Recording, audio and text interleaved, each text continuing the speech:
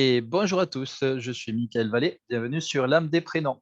Et voilà, un nouveau jour est là, un nouveau jour s'est levé, un nouveau prénom aussi est arrivé. Et ce prénom va nous donner sa protection pour aujourd'hui. Et donc aujourd'hui, nous sommes le 18 mars, donc le 18 mars à la Saint-Cyril. Donc c'était un saint. Il y avait aussi des saintes qui s'appelaient Cyril, mais là, en l'occurrence pour aujourd'hui, on est sur un saint. Et donc ça veut dire que eh bien, ce prénom, Cyril, déjà va porter un premier défi parce que c'est un prénom, du coup, qu'on dit mixte. Comme c'est un prénom mixte, eh bien, il n'y a pas vraiment, on va dire, d'identité propre entre est-ce que c'est un garçon, est-ce que c'est une fille. Voilà, Cyril, voilà, dans ma tête, bon, ça peut être une femme.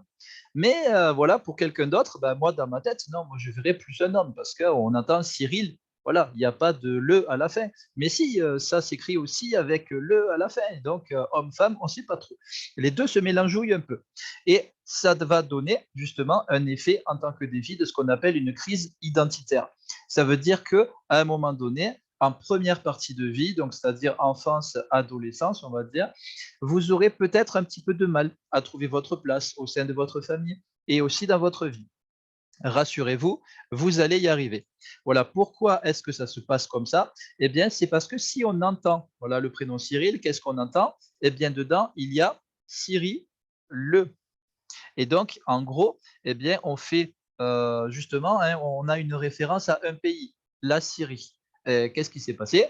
Eh bien, au final, quand on a un prénom comme ça de pays du Moyen-Orient, comme ben, on sait bien que dans le Moyen-Orient, il y a beaucoup de périodes de guerre dans certains de ces pays-là. Et donc, à partir de là, eh bien, c'est un prénom qui indique qu'à un moment donné, on a été réfugié. Et donc, on a été forcé de partir dans un autre pays. Et c'est pour ça qu'on donnait ce prénom, Cyril, en mémoire justement de ce fameux pays ben, où on a dû partir au niveau des ancêtres. Là, je parle des ancêtres. Les ancêtres ont dû partir de force de ce pays-là. Ils sont allés dans un autre pays, peut-être ici en France, et ensuite, eh bien, ils n'ont peut-être pas pu y retourner. Et c'est pour ça que pour vous aider à trouver votre place dans votre vie, il y a un acte, ce qu'on appelle un acte psychomagique, c'est très symbolique que vous pouvez faire, eh bien, c'est de retourner dans ce pays-là, en Syrie, justement, et de récupérer un morceau, on va dire, de cailloux, un morceau de terre, un morceau de sable, peut-être aussi s'il y en a, et ça vous permettra justement d'avoir un petit morceau, on va dire, de votre terre natale, de votre terre d'origine dans vos mémoires. Même si vous êtes né en France, là, ce n'est pas un problème. Dans vos mémoires, la Syrie, en fait, c'est ce qui va représenter vos racines. Et donc, à partir de là, le fait d'avoir un morceau de ce pays racine va vous permettre de vous enraciner mieux dans votre vie. Et à partir de là, il y a un grand nombre de choses qui peuvent s'édulcorer, voire carrément des évolutions qui vont peut-être aussi venir vous voir dans votre vie. Et donc, c'est quelque chose de plutôt sympa. Ensuite, ce qu'on voit aussi, c'est que ben, dans Cyril, il y a aussi ce côté riz, cette sonorité riz. Et donc, automatiquement, le riz est en lien avec le mariage, comme on avait dit justement pour le prénom d'hier. Et donc, à travers ce fameux mariage, votre justement défi va être de vous faire respecter comme il vous faudra respecter l'autre. Il faudra aussi, en tant que défi, que vous fassiez attention avant de vous marier. Préférez laisser passer plus de temps que de vous marier sur un coup de tête. Parce que comme quand on porte le riz en tant que symbole dans un prénom, ça veut dire qu'on est soumis dans les vies antérieures à des mariages forcés. Et donc, il est possible que vous cherchiez à vous marier assez rapidement après avoir rencontré la bonne personne dans votre vision, même si ce n'est pas forcément le cas. Et donc, justement, si vous vous mariez de manière un peu prématurée, sans forcément bien connaître la personne en face, à partir de là, eh bien, voilà, ça pourrait éventuellement avoir des soucis après dans votre mariage. Et à un moment donné, vous seriez tenté d'être infidèle. Le défi du riz, c'est vraiment la fidélité, la loyauté. Et donc, préférez laisser passer du temps, là, à peu près 3 ans environ. Ça suffit déjà pour bien connaître la personne. 3 ans, attention, de ménage. Voilà, ça va être important quand on porte la sonorité riz. Et ensuite, eh bien, une fois que ces 3 ans de ménage sont passés, là, vous pouvez choisir effectivement de vous marier si vous souhaitez. Ça vous permettra de minimiser les risques d'infidélité venant de vous ou aussi de la personne avec qui vous êtes en couple, hein. Parce que vous portez le riz, c'est vrai que vous portez cette sonorité-là, mais dans des mémoires, on va dire que on a fait subir à un moment donné et on a subi aussi à d'autres. Et donc, c'est pour ça que au niveau des sonorités, les énergies peuvent aller dans les deux sens. C'est-à-dire que vous pouvez vous-même être infidèle, comme on peut à un moment donné vous tromper. Et c'est pour ça que le but, hein, c'est vraiment de trouver la bonne personne, d'être sûr et certaine que c'est avec cette personne-là que vous souhaitez vous marier. Et ensuite, là, c'est bon, tout ira comme sur des roulettes, moyennant justement une communication translucide. Hein, ça, c'est vraiment la sonorité RI qui va le demander. Si vous n'avez pas de communication ou des problèmes de communication, vous allez au-devant de gros soucis par la suite dans le mariage. Et donc, le conseil, c'est justement de communiquer de manière translucide. Et donc, tous les prénoms qui portent la sonorité RI sont des très bons candidats à apprendre justement ce qu'on appelle la communication non violente. C'est un mode de communication qui vous permettra de communiquer beaucoup mieux, de manière plus sereine, plus apaisée avec votre être aimé. Et ça vous permettra justement par la suite d'avoir des jours complètement radieux avec la personne que vous aimez, hein. Ça va être quelque chose d'extrêmement bien. Et ensuite, à la fin, il y a le. Alors, le, c'est en lien avec quoi? Eh bien, avec principalement des enfants. Tous les prénoms qui portent le ou la, c'est en lien avec un enfant qui a été très important dans la famille et en l'occurrence un garçon.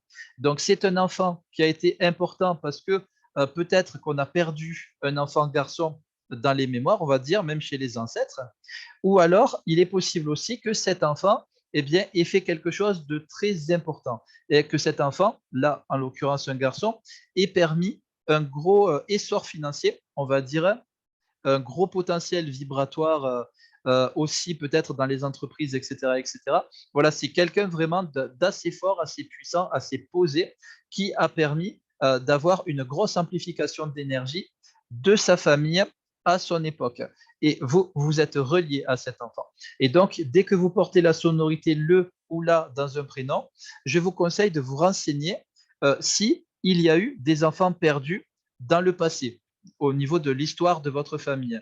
S'il n'y en a pas eu, ça veut dire que ce sont des enfants qui ont été très importants et donc, eh bien, vous pourrez étudier votre arbre généalogique et vous verrez qu'à un moment donné, il y a eu un homme, du coup, là dans le cas de Cyril, qui a été très puissant et qui a permis vraiment une grosse expansion de la famille en termes professionnels et financiers. Et vous êtes relié à cette personne-là. Et donc, votre défi sera justement eh bien, de rester égal à vous-même. Parce que quand on porte une personne importante comme ça dans ses propres mémoires, il est possible eh bien, que ça crée un effet de dévalorisation et qu'on cherche à avoir toujours une valorisation auprès des gens. Ça peut fatiguer au bout d'un moment. Qu'on cherche aussi une reconnaissance auprès des gens. Ça peut aussi fatiguer au bout d'un moment. Et donc, votre rôle sera justement de vous apaiser et aussi de savoir qu'est-ce que vous portez à l'intérieur de vous en tant que force, faiblesse et aussi défi de vie. Ça, c'est quelque chose qui vous permettra d'être plus apaisé dans votre vie parce que au final, vous vous connaîtrez mieux, vous saurez ce que vous portez et donc vous n'avez pas besoin de vous comparer à quelqu'un d'autre. Alors, en fait, c'est ça le but du jeu. Et donc, votre défi sera d'arrêter de vous comparer aux autres, tout simplement. Voilà, tout ça pour dire ça, en fait. Et donc, voilà, donc maintenant, le prénom Cyril, maintenant, qu'est-ce que porte justement en tant que vibration divine, en tant que vibration sacrée? Eh bien, on reste au niveau du Moyen-Orient, puisque on a vu déjà qu'il y avait la Syrie. Voilà, c'est très important dans les mémoires. Et à la fin du prénom, eh bien, il y a le qui peut justement se retourner par anagramme et qui fait elle. C'est une sonorité hébraïque, donc qui relie aussi à l'Égypte ancienne. Et ça veut dire Dieu, au final. Ça veut dire que Cyril, c'est un petit peu, on va dire, le Dieu du mariage. Et c'est confirmé par la sonorité si au début du prénom. Et donc, le si est en lien avec le 6 hein, qu'on entend. Le 6, c'est une vibration qui porte beaucoup, justement, une grosse capacité de responsabilité. Et votre défi sera de prendre uniquement vos propres responsabilités et de laisser à César ce qui est à César. Ça sera important. Et le 6, justement, dans le tarot, c'est l'amoureux.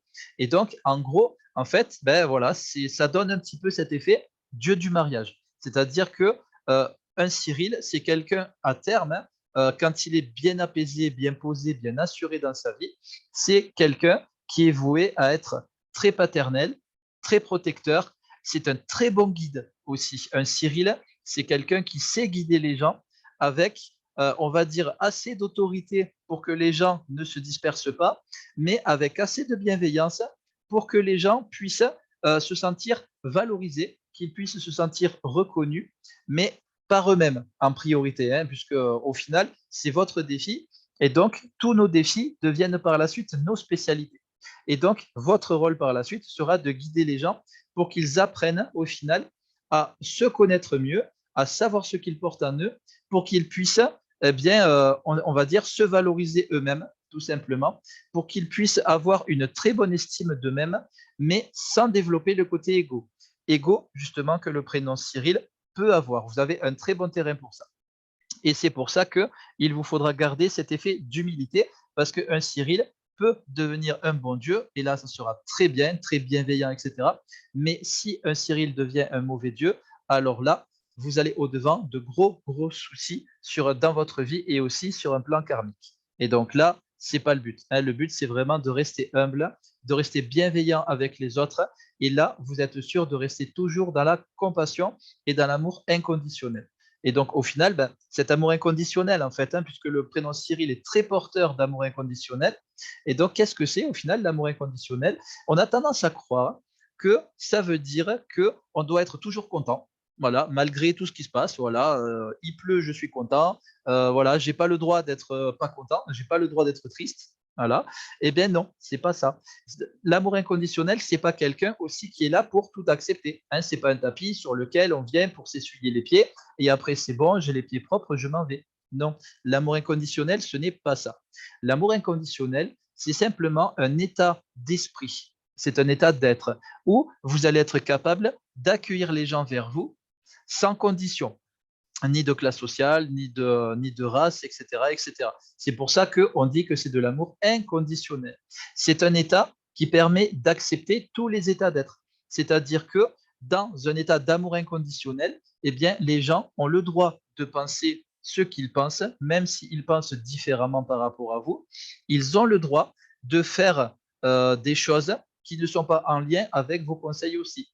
Ça aussi, c'est très important. Et une fois qu'ils sont en désaccord par rapport à vous, votre but eh bien, sera de respecter leur choix, même si vous savez qu'ils ont tort ou même si ça vous blesse. Voilà. Le principe de l'amour inconditionnel, c'est vraiment de respecter tous les êtres, sans exception. Et là, vous êtes capable d'accepter tous les états d'être. Vous êtes capable d'accepter simplement que tout puisse exister. C'est ça, en fait, le vrai défi.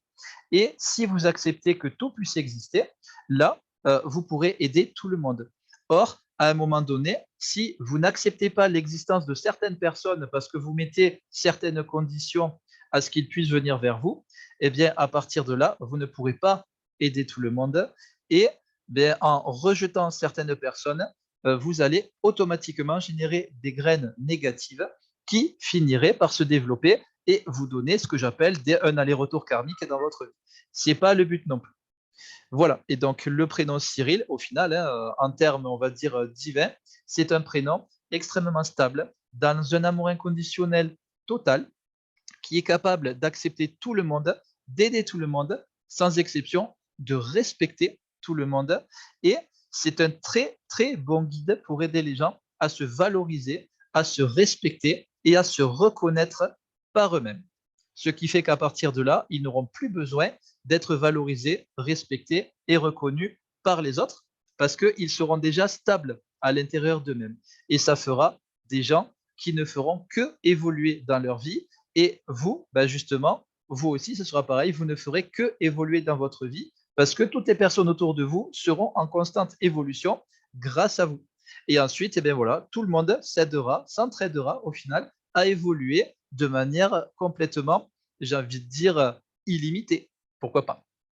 Et voilà, ben, je vous remercie beaucoup d'avoir regardé cette vidéo. J'espère que ce prénom vous aura plu. N'oubliez pas que si vous êtes intéressé pour approfondir votre prénom, vous pouvez me contacter en message privé et je vous ferai votre décryptage enfin, le décryptage de votre prénom et votre date de naissance avec grand plaisir. Et voilà, ben, je vous souhaite une très très bonne journée et je vous dis à demain pour un nouveau tour des prénoms. Bye bye à tous.